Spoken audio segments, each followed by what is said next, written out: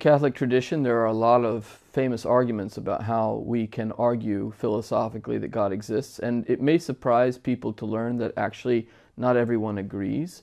There's a room for constructive debate, and you might say a kind of broad magnanimity about different ways and approaches. So I'm a disciple of Aquinas on this issue, not from voluntary allegiance, but from intellectual conviction. And I think Aquinas rightly notes that there are some ways not to argue that God exists and some other ways to argue that he does exist, and it's important to distinguish. The traditional way that he takes issue with actually stems from St. Anselm, and it's called the ontological argument. It has a famous history through people like Descartes and Leibniz, and it's later attacked as an insufficient argument for the existence of God by Immanuel Kant and Feuerbach and other moderns.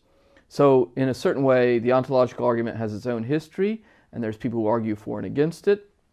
Aquinas argues against it and thinks it's a kind of red herring. And the ontological argument is basically the idea that we can prove God exists from the very idea of God, because if we have the idea of a perfect being, the existence of that being must be included in the very idea. Or you might say, to have the idea of a perfect being is to have an idea of a being that exists necessarily. So because we can conceive of God, it must be the case that God exists.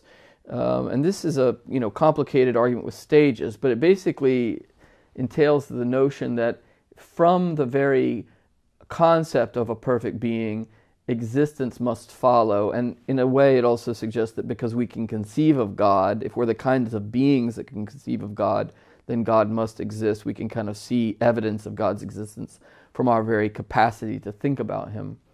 Aquinas takes issue with all this because the argument isn't, in his mind, causal.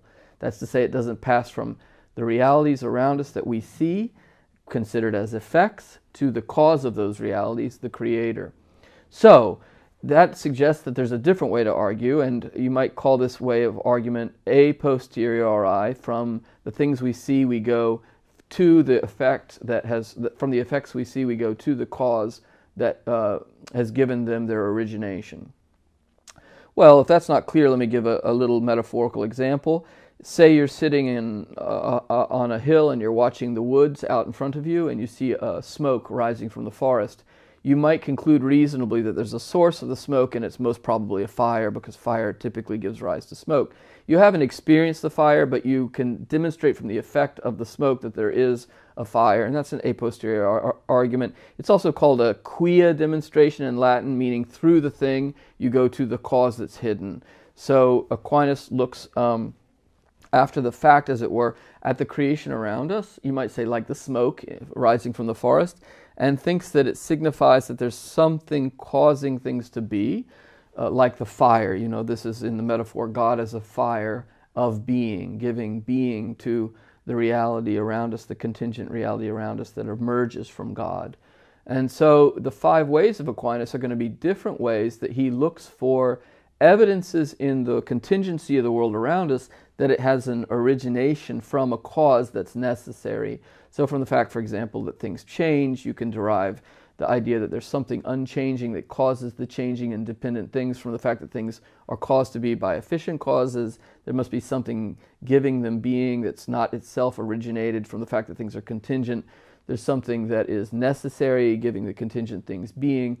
From the fact that things lie within a series or range of degrees of perfection, there must be some exemplary cause of the perfection of all things. And from the fact that things exhibit order and intelligence in the way that they're oriented in their very being, there must be some wise intelligence that's the transcendent cause of the intelligent order of reality around us. So you don't go directly to God, you don't directly go from the idea of God to God, you go from the world around us in its intelligibility and structure, considered in its dependency as intelligible effects of a transcendent cause, to the conclusion that that cause must exist.